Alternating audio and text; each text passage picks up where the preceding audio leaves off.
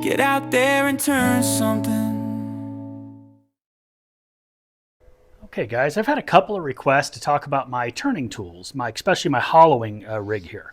So what I'm using is a Trent Bosch 3/4 inch stabilizer. If I transfer you guys over here to the top view, you can see there. What it is, it's got an articulated elbow, goes back and forth. Another great view would be over here. And you guys can see the elbow moves back and forth. It's got a spot on the end over here. Where are we? There we go. Where the tool goes in. So you can put in any one of these long tools. These are 3/4 inch bars here. This is the straight bar. It's got a little tip up here that you can sharpen with a diamond card, or you can sharpen it on your grinder if you've got a real light touch. You don't want to chew it up because you have to epoxy out these. You have to heat them up and pull them out to put a new tip in. So that's a little bit of a pain.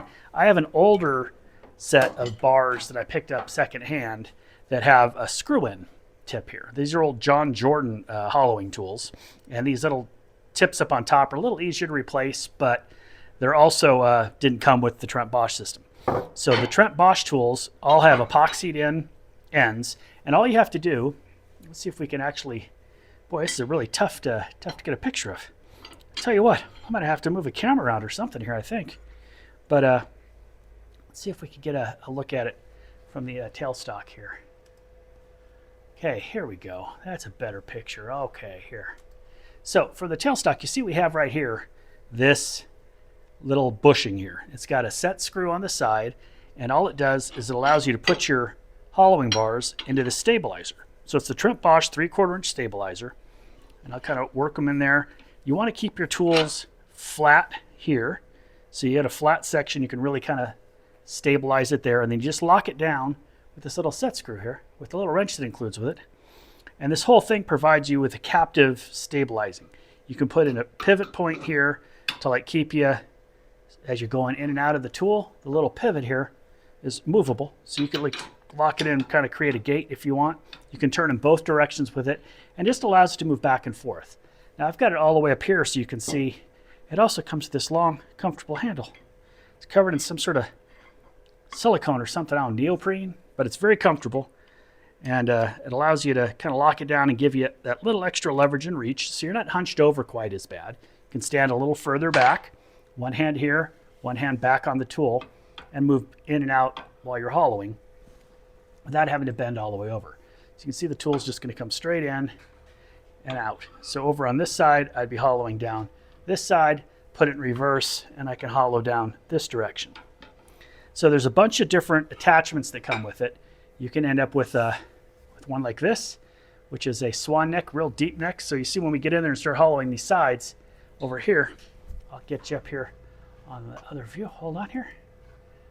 All right, so see, once we're inside, captive in our system, that tool is going to allow us to get in there and hollow on the inside of the neck without any risk of a catch or something like that, because everything's kind of locked in place nice and tight in this rig. So the whole system, I've got the 3/4 inch high-speed steel system, which you see here.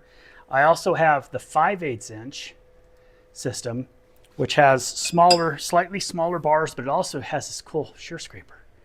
So you've seen me use this before in some of my videos. I'll get in there and give it a perfect, beautiful shear scrape inside of a vessel, especially when they got a big mouth like this. I mean, people can put their hand in there and feel it.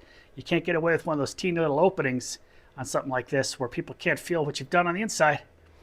All they can do is, oh, that's light, so you must have done a great job. Well, here, you can shear scrape it. And that makes a big difference. Let me flip you over real quick so you get a better view of that. You can see right there, that's the shear scraper. That comes right off, and Tormek makes a really cool little mounting gauge that you put in the Tormek system to get that nice and sharp. So I use that on my regular bench grinder with the Tormek attachment. And then they also have a whole set of carbides. I only bought the small carbides, so I have these little, the 5/8 inch bar with the teeny, I think it's a 6mm cutter, and I'll replace those. I've only had to replace them once. He uses a really high quality cutter. And you can go in there, and this is for my smaller hollow forms. Again, 5/8 inch bar, so you need about a 3/4 inch opening to really practically get in there and do a good hollow with that. I also have the same, the 5/8 inch. This is what came with it. They came with the 5/8 inch high-speed steel. And I still use these. I've been using them. They're nice and sharp right now because I just did a project. Really like using those as well. You do have to switch out to a smaller bushing when you do that. So you're going to get a bushing like this, and that's going to go inside of the little handle on the other end to adapt it to that, to keep the cutter head centered with your full setup.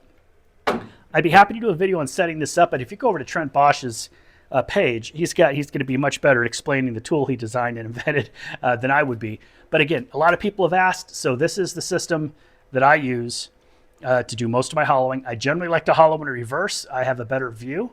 And I also created, Trent sells this really cool thing called a visualizer. If you haven't seen a visualizer before, it's really, really cool. I'm going to put a video up, I'll put it on that side over there. So click on that link. It'll show you how I built my visualizer. If you can't afford Trent's visualizer, it's got a huge screen, nice camera, mounts right to the arm, keeps it over there. If you really don't know what I'm talking about, go watch that video.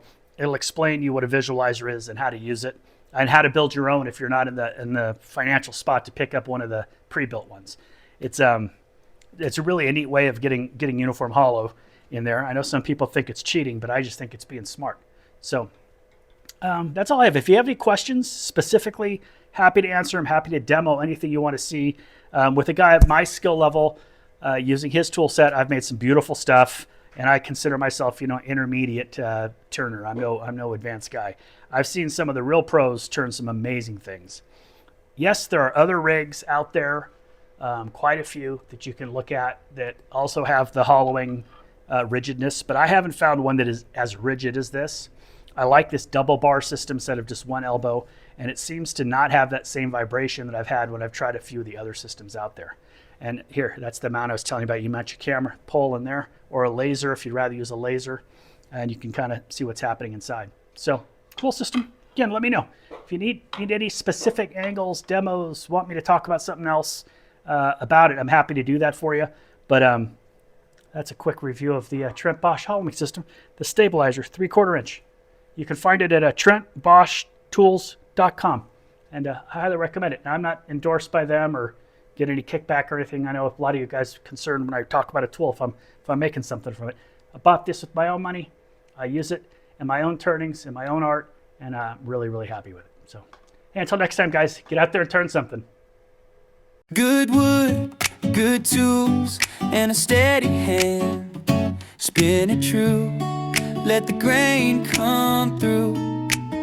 Get out there and turn something.